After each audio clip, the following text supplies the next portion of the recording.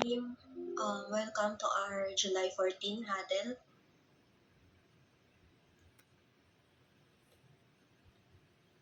For active cases, for transactions, there are 481.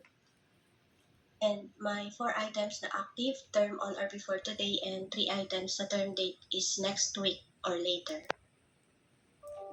For functional team, there are 27 active cases. And then for the aging cases, for transactions and LNP, last update made was on July 10. And for functional team, last update is today, July 14.